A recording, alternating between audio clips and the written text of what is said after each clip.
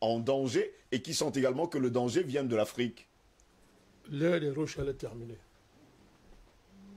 Ceux qui analysent, ceux qui lisent, font des recherches, qui connaissent comment le monde fonctionne profondément, savent que leur ère est terminée. Donc le danger viendrait justement du continent africain. Mais c'est évident. C'est évident. D'ailleurs, toute cette agitation-là, les pitiéries de M. Macron sont l'expression des illusions. Des illusions des globalistes qui croient que pour rebondir, il faut accélérer ce que je pourrais appeler le développement du capitalisme en Afrique. Parce que l'Afrique est le dernier continent, l'un des derniers continents, peut-être l'Inde aussi un peu, où, entre guillemets, on parle d'arriération économique. C'est-à-dire que le capitalisme n'a pas achevé son rôle historique dans ces pays-là, dans ces endroits-là. Donc, ces gens-là pensent qu'ils peuvent rebondir en accélérant cette affaire. Mais c'est une illusion. C'est une illusion parce que c'est contradictoire de vouloir accélérer le processus capitaliste, oui, en même temps d'engager l'humanité dans la transhumanité. C'est de la folie. Ça signifie que le capitalisme a monté ses limites. Non, c'est de la folie, c'est fini. C'est de la folie. C'est une contradiction qu'on ne peut pas résoudre. On ne peut pas résoudre. Parce qu'aujourd'hui, les peuples ont compris, les peuples ne pensent même plus aujourd'hui au capital, on s'enrichit, machin et consort. Ils disent que, mais on veut nous tuer. Les gens ont compris qu'on veut nous tuer maintenant. On veut nous tuer par le vaccin. Donc on est en guerre contre eux. C'est la guerre. Il n'y a rien à faire avec M. Macron. C'est la guerre. Il faut couper la tête. Parce que les peuples ont compris ça. C'est de cela qu'il s'agit. Donc ce sont des rêveries. Et qu'on va dire des grands enfants. Qui sont dans le tourbillon d'avoir cru qu'ils sont puissants. Qu'ils savent. Les Rothschild pensent qu'ils connaissent l'économie et la finance. Ils pensent. Mais quand vous faites de la finance ou de l'économie, en tuant les gens, en volant, vous n'avez rien, vous ne connaissez rien, vous n'avez rien, vous êtes maudit. Le docteur Dimoïta te le dit. C'est ce qu'on est en train de voir. Parce que les pratiques de civilisation qui sont derrière leur démarche demandent qu'on a affaire à des malades mentaux. Vous transformez la pédophilie en pratique d'État, en pratique de civilisation. C'est-à-dire les globalistes. Consentement sexuel. Non. Non, vous voulez m'aider. Ne vous êtes pas. C'est-à-dire, je suis en train de dire que les globalistes, c'est établi maintenant. Oui. J'ai commencé à parler de ça depuis plus. Ils font de la pédophilie initiatique. Vous entendez parler de la dénacrome? Le monde peut fuir, mais ça arrive. Ces révélations vont sortir. C'est un crime mondial. C'est terrible. C'est une industrie mondiale qui est basée sur le génocide des enfants pour recueillir leur énergie. Mais si des gens peuvent baser leur déploiement sur de telles pratiques-là, on parle avec les gens comme ça. Parce que les gens ne savaient pas. Maintenant, les gens savent. Les Rothschild vont parler avec qui? Vous n'avez pas vu les images où on chassait l'orphelin en Chili, au Chili? Le Chili qui est la terre par excellence du néolibéralisme, je pense que c'est le contrôle de 10 mots. C'est-à-dire, c'est quoi le néolibéralisme? C'est la financiarisation de l'économie mondiale. C'est ce qu'on appelle le néolibéralisme. Le nouveau capitalisme, c'est l'argent qui domine la production réelle. C'est ça, je résume un peu que les gens comprennent. Donc, on a chassé l'orphelin au Chili, à l'époque du Chili. On le chassait. Ce qui était impensable hier. C'était leur royaume, c'était leur territoire conquis. Pourquoi? Parce que les peuples ont compris. Où vous voulez nous amener, mon cher Gosse? Donc, il y a là un dérèglement mental, un dérèglement en termes de projection qui caractérise ces gens qui nous fait sourire. C'est de la folie. Dès que vous déclarez la guerre à Dieu, vous êtes mort. Vous êtes mort. Vous êtes mort. Dès que vous obéissez que Dieu est le souverain, comme je disais tout à l'heure, vous êtes mort. Quand vous décidez d'anéantir l'espèce humaine, vous êtes mort. Vous aurez affaire aux êtres humains, et vous aurez affaire à leur créateur, à Dieu. C'est ça. C'est des principes indiscutables. Mais si les gens ne comprennent pas ça, on n'a pas affaire à des êtres humains, monsieur Ngoz. Donc, moi je voudrais revenir sur celui qui c'est le porte-parole. Le porte-parole, soit disons de l'Afrique. Le porte-proclamé du moment. Bon, Jean Moubelec a démontré magistralement que son mandat, il le tient des talmudistes. Oui. J'ai démontré que les talmudistes sont des tueurs. Ils sont des tueurs, ce sont des satanistes. Et ça veut dire que ce sont des gars qui vivent selon les principes sataniques. Alors on ne pourrait pas voir ça hier, mais ce qu'on voit dans le monde aujourd'hui est clair, pour démontrer que ce n'est pas un débat. Si vous voulez voir Satan, il n'est pas dans les cieux, il est devant nous. Il est devant nous à travers le comportement de ces gens. C'est cela qu'il s'agit. Donc, le porte-parole autoproclamé de l'Afrique, ce n'est pas seulement quelqu'un qui assassine les Africains. Ah, il faut rappeler ça. Il assassine les vieillards dans son pays. Il y a près de plus de... On vient de dire également que je vous ai laissé dire. Hein. Plus. Il faut bien que... Bon. Vous parlez de qui, de CNC? Oui. Allons-y. Quoi que le CNC peut se tenir devant nous. On va voir. L'ambassadeur français va donner l'argent au CNC. On va voir. C'est pas aujourd'hui qu'on affronte le CNC. Le docteur dit, me connaît. Tu le connais où on a affronté le CNC. D'abord, c'est une institution en voie de disparition. C'est une question de temps. C'est une parenthèse. Donc, je suis en train de dire que M. Macron n'assassine pas seulement les Africains. Mais on peut ajouter de ça. La loi sur le rivotril, c'est moi qui ai fait voter ça. C'est moi. C'est M. Macron. Ça veut dire, c'est quoi? On a assassiné plus de milliers de vieillards en Europe. Apparemment, sous l'apparence de lutte contre le Covid. Il y a des plaintes aujourd'hui qui attendent M. Macron. Liées à ça. Des plaintes documentées, M. Gauss. Je pense que le CNC irait aider la France, irait aider M. Macron à ce moment-là. Que le courrier d'aider des gens comme nous. C'est de cela qu'il s'agit. Ce monsieur assassine les gens qui marchent pacifiquement dans son pays pour dire qu'on a faim, on veut manger. Je parle des Gilets jaunes. Qui est un vaste mouvement national.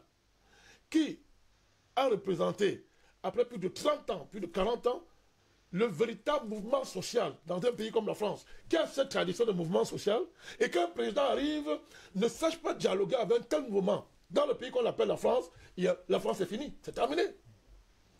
Parce qu'en matière de tradition sociale, la France est un pays quand même qui, en la matière, a une histoire dans le domaine. Vous comprenez? Le syndicalisme en France, c'est pas de la blague. Vous comprenez? Quelqu'un a démantelé tout ça par le feu. C'est-à-dire la main est sortie pour tuer les gilets jaunes. Plus de 6 000 arrestations. Des centaines de personnes qui ont perdu un œil. D'autres ont eu un bras arraché. Moi, je suis un gosse. Plus de 20 morts. Sans oublier ceux qui sont incarcérés. Hein. J'ai parlé de ça tout à l'heure. Monsieur Ngous, mais les Africains, les démocrates africains appellent un pareil monsieur démocrate. Monsieur Ngous. Il est porteur d'un projet de démocratie. Ce monsieur-là. Donc, il ne tue pas seulement en Afrique, il tue même chez lui. Pour être porte-parole d'un continent qui a des porte-paroles naturels, légitimes, à tout point de vue, pas seulement en politique. Le continent africain, les porte-paroles, jamais l'Afrique n'a été sans porte-parole, à tout point de vue. Pour être donc le porte-parole en chef, parlons comme ça, il faut éteindre les porte-paroles légitimes. Il faut les éteindre. On les éteint par la mort physique. On les éteint en portant atteinte à leur réputation, par le dénigrement, la calomnie. On les fait taire en les détruisant culturellement, en utilisant tous les moyens pour les détruire. Pas le chantage. Le chantage, tout ce que vous voulez. Toute forme de corruption. C'est organisé. Il dit qu'il y a un système organisé qui est mis en place, n'est-ce pas, pour que l'Afrique n'ait pas de porte-parole.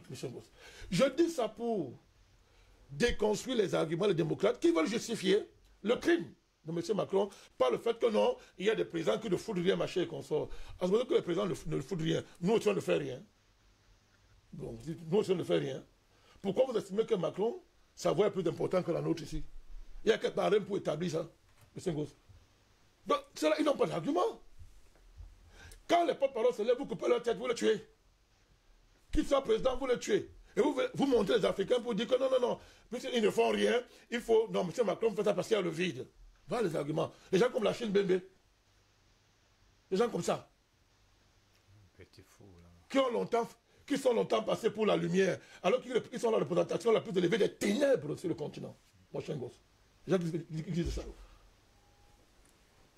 Ce porte-parole-là, le porte-parole-là, ça se dit, le porte-parole-là que M. Macron exerce, suppose que M. Ngos, et on va nous imposer ça, nous devons accepter que la force, c'est le droit. Que le plus fort, et le plus bon, et le plus intelligent, est le modèle. Mais c'est inacceptable. Les hommes ne basent pas leur vie sur des choses comme ça, M. Ngos.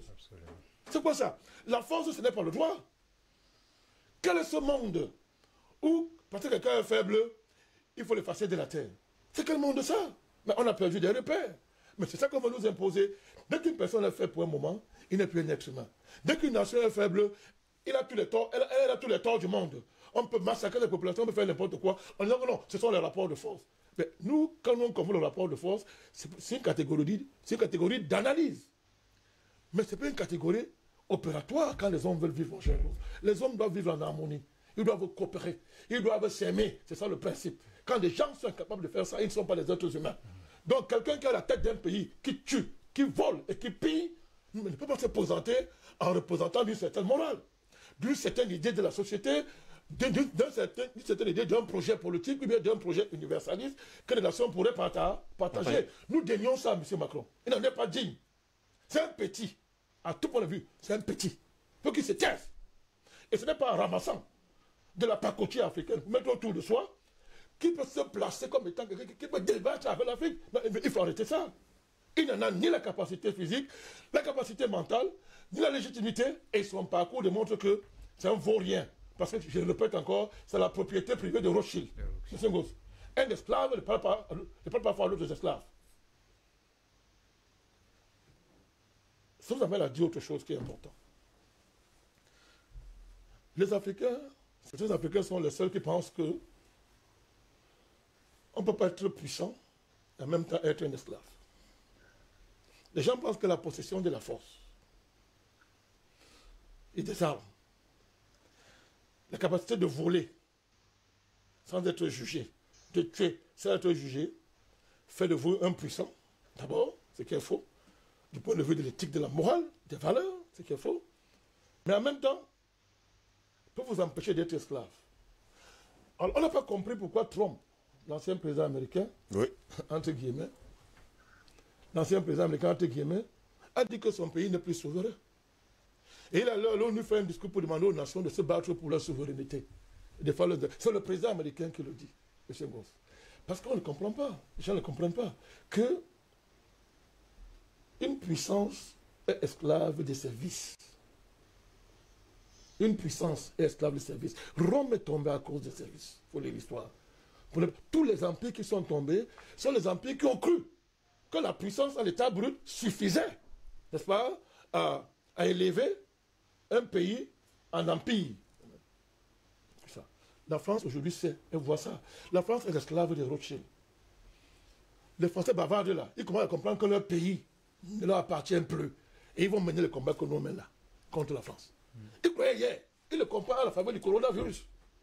Les Allemands le comprennent. Les Américains le comprennent. Les Chinois le comprennent. Parce que les nations du monde ont été mises en esclavage. C'est en train de déterminer par une clique de criminels, n'est-ce pas, qui confessent Satan matin, midi, soir, c'est 13 familles. Ce sont eux là. Ce sont eux. Donc, pratiquement toutes les nations sont en esclavage. Vous comprenez? Et là encore, c'est une illusion. Parce que maintenant, l'avenir, c'est quoi? C'est qu'on va vers l'unité des nations contre ces gens. C'est là où on va. C'est là où on va. C'est là où on est en train de partir. Donc vous comprenez que ce sont des dynamiques qui dépassent les rêveries et les ambitions, les puceries d'un type comme M. Macron. C'est pas son niveau, ces choses-là, M. Goss. Vous comprenez?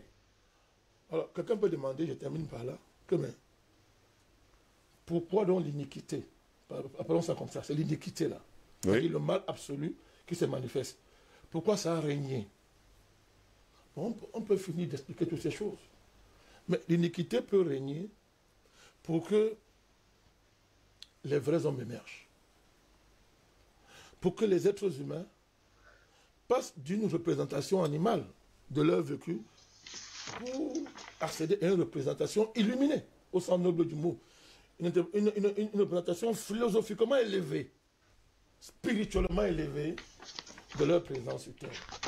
Et là, la civilisation commence. On y est, la civilisation commence. Parce que ce qu'on a vécu là, personne ne va plus accepter ça. Les vrais hommes émergeront, ils sont en train d'émerger. Les vrais humains sont en train d'émerger. Pour ne plus accepter l'inacceptable comme étant la règle de la vie des êtres humains.